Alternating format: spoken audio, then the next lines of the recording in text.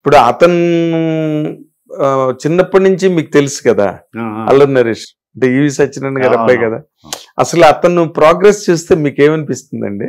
అది చాలా day and night shooting, day and night కష్టపడతాడండి ఆయన. అంటే వాళ్ళ నాన్నగారు ఒక కామెడీ హీరోగా ఆయన నిలబెట్టాడు, అది నిలబెట్టుకున్నాడు ఆయన. అది అప్పటి వరకు మనకు రాజేంద్ర ప్రసాద్ గారు చేశారు కామెడీ సినిమాలన్నీ. తర్వాత ఆ పరంపర కొనసాగిస్తూ అల్లరి నరేష్ గారు. అవునండి, అవును. ఇప్పుడు ఇన్ జనరల్ గా మనం తీసుకుంటే సినిమా ఇండస్ట్రీలోని మీ క్యారెక్టరైజేషన్స్, మీ వరల్డ్ అంతా ఎంటర్టైన్మెంట్ వరల్డ్ అండి, వరల్డ్ ఆఫ్ ఎంటర్టైన్మెంట్. అక్కడ మీరు పరిస్థితి బట్టి మారి మీ మూడ్ బాగున్నా బాగలేకపోయినా అక్కడ అలా మారక తప్పదు అక్కడికి వచ్చిన తర్వాత. But family life, personal life వేరేగా ఉంటుంది. అంటే మీ ఎమోషన్స్ వేటికి అవే ఉంటాయి. ఇప్పుడు మీరు మామూలుగా ఫ్యామిలీ లైఫ్లో ఎలా ఉంటారు సార్ మీరు? అంటే పిల్లలతో, మీ ఫ్యామిలీ మెంబర్స్తో ఇన్ జనరల్గా మీ మూమెంట్స్ ఎట్లా ఉంటాయి? మా ఇంట్లో మా బ్రదర్స్ ముగ్గురు మేము వెళ్ళి మా ఊరు కైకోవాలండి. ప్రతి ఇంటర్వ్యూలోనే అదే పేరు చెప్తాను, పేరు మార్చను. అవును, ఎలా మారుస్తారు? కైకోవాలి. అక్కడ మా అమ్మ అందరూ చాలా పండగలా ఉంటుందండి మాకు. జోకులు వేసుకుంటాం. ఇలా అన్నయ్య కూడా చాలా నాలా ఓవర్ కాదు కానీ కొంచెం క్లాస్ జోకులు వేస్తాడు తను. ఇలా నవ్వుకుంటానే ఉంటాం, నవ్విస్తానే ఉంటాం. ఇక్కడైతే వైఫ్ నేను ఇద్దరు ఫ్రెండ్లీగానే ఉంటాం, ఫ్రెండ్స్ లాగే. అన్నీ షూటింగ్ జరిగినాయి అన్ని చెప్పుకుంటాను, ఏది దాయను అని అలా చెప్పుకుని అక్కడ నవ్వుకుంటాం. దాచుకోవాల్సిన ఏమున్నా మీ దగ్గర? అసలు ఏమి లేవు, ఏమి లేవు. మీరు క్లీన్ పర్సన్, ఒక ఒళ్ళు తప్ప. కాదు, మీరు క్లీన్ పర్సన్ కదా. సినిమా ఇండస్ట్రీలోకి వచ్చిన తర్వాత అలాంటి ఇబ్బందులు ఏమైనా ఫేస్ చేశారా? ఇంటి దగ్గర చెప్పుకోకూడనివి అలాంటి ఏమి లేవండి. అదే అందుకే అంటున్నాను నేను, మీకు ఆ ప్రాబ్లం లేదు, అంటే ఆ చాప్టర్ లేదు మీకు. బేసిక్ గా పిల్లలకి మీరు ఎట్లా కనిపిస్తారు కృష్ణ భగవాన్ గారు? కామెడీ డాడీ లాగే. కామెడీ డాడీ అనా? కాదు, వాళ్ళకి మరి చదువుల విషయాల్లో గట్ట నాన్న వచ్చి దెబ్బలాడతాడు. నేను ఏమి పట్టించుకోనండి, నాకు ఏమీ తెలీదు. మా వైఫ్, మా అమ్మాయి ఇంటెలిజెంట్ గానే ఉంటుంది. బీటెక్ చేసింది, మ్యారేజ్ అయిపోయింది, ఇక్కడ విజయవాడలో ఉంటున్నారు. నాకు ఏమీ తెలియదు, ఏదో హ్యాపీగా బతికేయడానికి ట్రై చేస్తాను అంతే, ఇంకేం తెలియదు. ట్రై చేయడం ఎందుకు? మీరు హ్యాపీగానే ఉంటారు ఇప్పుడు. ఒకవేళ హ్యాపీగా లేకపోతే హ్యాపీగా ఉన్న ట్రై చేస్తాను, అంతేనా? అంటే మీరు మా పెళ్లికి రాబోతే ఏం చేస్తారని అడిగాడు ఒక ఆయన, మీకు లాగా రావడానికి ప్రయత్నం. నేను అడగలేదండి మిమ్మల్ని. కాదు, మీరంటే అదే మరి అంతే.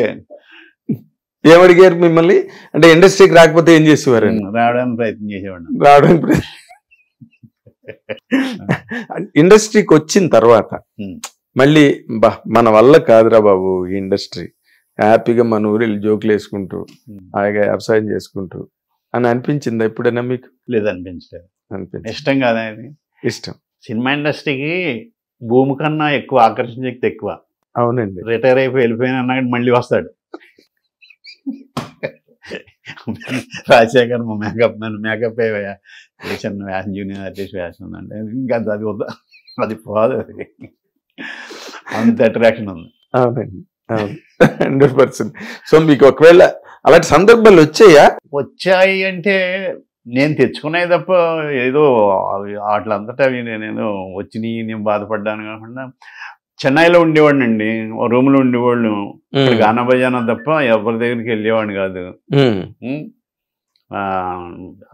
రూమ్మేట్స్ అందరూ నవ్వుకోవటం ఇదే, ఎక్కడికి తిరిగేవాడిని కాదు.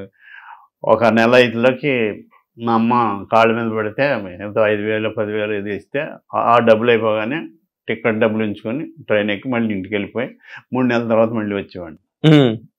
నేను బయటికి వెళ్ళి వస్తే నా వైఫ్ని కానీ మా అమ్మని కానీ నా ఫోన్ వచ్చిందా రామనాయుడు గారి దగ్గర నుంచి కానీ రాఘవేంద్ర గారి దగ్గర నుంచి కానీ అనివ్వండి, లేదు రామజీరావు గారు చేశారని వాళ్ళు అనేవారు. మీ టైమింగ్ కి వాళ్ళు కూడా బాగా. అది ఒకసారి రామనాయుడు గారు చేశారు నాకు. అమ్మా అదే చెప్పాను ఆయనకి. ఇంటర్వ్యూలో సినిమా ప్రమోషన్ ఇప్పుడు నేను జోక్గా అనేవాడిని, రామనాయుడు గారు ఫోన్ చేశారా అని. ఇవాళ నిజంగానే నన్ను ఫోన్ చేశారు ఆయన ఒక వేషం గురించి. అంటే మీ మదర్ గాని, లేకపోతే మీ ఫాదర్ గాని, మీ బ్రదర్ గాని, తర్వాత మీ వైఫ్ గాని ఎప్పుడు అరే ఈయన ఇబ్బందులు పడుతున్నారు, సరిగ్గా అవకాశాలు రావట్లేదు ఇలా అని ఎప్పుడైనా వాళ్ళు అనుకున్నారండి మీ గురించి? లేదండి, వాళ్ళకి ఏదో వెళ్తున్నాడు, ఫోన్లే వస్తున్నాడు అంతే తప్ప అనుకోలేదు. మా ఫాదర్ మటుకి మాకు ల్యాండ్స్ ఉన్నాయి ఊళ్ళో, అవి చూసుకుని నీ దగ్గర 10 మంది పని చేస్తారు, పని చేయించుకుని చూసుకోవచ్చు కదరా, ఎందుకు వెళ్తా అనేవాడు. అప్పుడప్పుడు నాటకాలు వేస్తే అంటే ఎందుకు నాటకాలు అనేవాడు. పేరు వచ్చిందని బలే చేశాడు అంటే కొంచెం నవ్వుకునేవాడు. ఎప్పుడు పెద్ద పొగట్లు అయ్యి ఏమీ లేవు మాకు. అంటే మీ వాళ్ళకి మీరు గర్వం మిగిల్చిన తొలి క్షణాల గురించి మీరు ఏమైనా చెప్పగలరా? ఫస్ట్ టైం మా అబ్బాయి, మా ఆయన, మా డాడీ అని. అది యాక్టర్ నవ్వుగానే అవునాళ్ళు దృష్టపడ్డారు. కబడ్డీ వీటితో ఇది కొన్ని డబ్బులు చూపించాను మా నాన్నకి అని. అప్పుడు డబ్బులు వస్తేనే కదా బాగుంటుంది, అంతే కదా. పేరు వచ్చి డబ్బులు. జానపర పార్టీ ప్లస్ పోస్టర్ మా నాన్న లేవగానే ఇంటి ముందు అంటించమన్నాను. అంటించారా? ఇవి అండి మూమెంట్స్ అంటే. ఇవి మూమెంట్స్ లైఫ్ లో.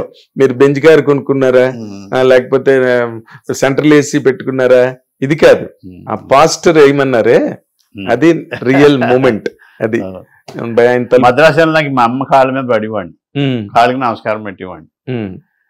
మా అమ్మ డైలీ గడి తెలిసి కాళ్ళకి నమస్కారం పెట్టి నా దగ్గర పైసా లేదు అనేది. అంటే అదొక సిగ్నేచర్ అయిపోయింది. డబ్బులు కావాలంటే డబ్బులు కావాలండి, నా దగ్గర పైసా లేదని. మరి ఎలా కన్విన్స్ చేసుకునే? తర్వాత ఏదో ఇచ్చి మా నాన్నకి తెలియకుండా ఇచ్చి తర్వాత తిట్లు తిని ఆవిడ తింది పాపం. అంటే మొత్తానికి మీ నాన్నగారి దగ్గర మీ అమ్మగారి దగ్గర చేసిన అప్పులు ఇచ్చేసారా? రుణం తీర్చుకున్నారా? Very good, very good. అంటే మీరు ఒరిజినల్ గా ఆస్తిపరులు, ఒరిజినల్ గా అయినా రుణం అమ్మ నాన్న ఎవరు తీర్చుకోగలరండి? నేను మమ్మల్ని అంత బాగా చూశారు. ఇప్పుడు ఆలోచిస్తుంటే చాలా రిచ్గా ఉన్న దాంట్లో చాలా రిచ్గా పెంచారు. ఏ లోటు లేకుండా, ఏ ఇబ్బంది లేకుండా. అన్నయ్య డాక్టర్, ఎవరు చదవలేదు అప్పుడు ఒక ఊళ్ళో. అన్నయ్య డాక్టర్, ఒక అన్నయ్య ఇంజనీర్, నేనేది, ముగ్గురు. Doctor, engineer, actor. మిమ్మల్ని చదివించడమే కష్టం. నన్ను నేను మాన్పించేద్దాం అనుకున్నారు. వ్యవసాయం ఉంది కదా ఊళ్ళో చెప్పేవారు, ఎందుకే ముగ్గురిని చదివించడం అని.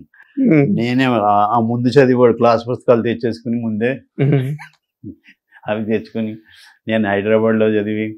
మంచి స్టూడెంట్ అయినా మీరు? కాదు, కాదు, నాకు ఇష్టం ఉండదు చదువు. మ్యాథ్స్ అంటే మరి అసహ్యం. చాలా మంది భయం అని చెప్పడం విన్నాను నేను. అదే భయం అని. ఎందుకంటే మీరు నాకేమన్నా ఇప్పుడు ఆ ఇంట్రెస్ట్ అంత పోయిందనుకోండి, ట్యాక్స్ ఎంత మిగిలితే ముందు ఏంటంటే మనం ఇన్ని చెప్పారంటే వాళ్ళు నాకు ఉండబుద్ధి లేదు. నాకు ఎవరైనా డబ్బులు ఇచ్చినా కానీ రాజశేఖర్ని మా వాళ్ళని లెక్క పెట్టమంటాను, లెక్క పెడతాం కూడా రాదు నాకు. అదే మీరు అలా గొప్ప చెప్పి అనుకుంటారు కానీ అదే మీరు అలా పెరిగారు మరి. ఎందుకంటే లెక్కలు గట్ట చూసుకోవాల్సిన అవసరం లేని ఫ్యామిలీలో పుడితే లెక్కలు ఎంత ఎక్కువైంది నాకు. హిట్ టీవీ యాప్, ఇందులో short news, live news, entertainment shows, movies, digital magazines తో పాటు మీ జిల్లా వార్తలను కూడా ఫ్రీగా చూడొచ్చు. ఇంకెందుకు ఆలస్యం, వెంటనే హిట్ టీవీ యాప్ ని డౌన్లోడ్ చేసుకుని ఫ్రీగా ఎంటర్టైన్మెంట్ పొందండి. Hit TV app. Hit TV app. Please download hit TV app. Hit TV app ని ఫ్రీగా డౌన్లోడ్ చేసుకుని ఎంజాయ్ చేయండి. మీకు నచ్చిన ఎంటర్టైన్మెంట్ కోసం హిట్ టీవీ యాప్ ని ఫ్రీగా డౌన్లోడ్ చేసుకుని ఎంజాయ్ చేయండి. హిట్ టీవీ యాప్ ని డౌన్లోడ్ చేసుకుని ఆస్వాదించండి, ఆశీర్వదించండి. ఇంతమంది సెలబ్రిటీలు హిట్ టీవీ యాప్ ని డౌన్లోడ్ చేసుకోండి అని చెప్తున్నారంటే ఎంత మంచి యాప్ ఆలోచించండి. అమెరికా అమెరికా అమెరికా అమెరికాలో చదవాలనుకునే వాళ్ళకి విశ్వసనీయమైన పేరు మన శౌర్య కన్సల్టెన్సీ. UK లో 1 year masters, UK లో 1 year masters, 2 years work permit up to 5 years visa. Contact Shaurya Consultancy. Contact 89851 89851.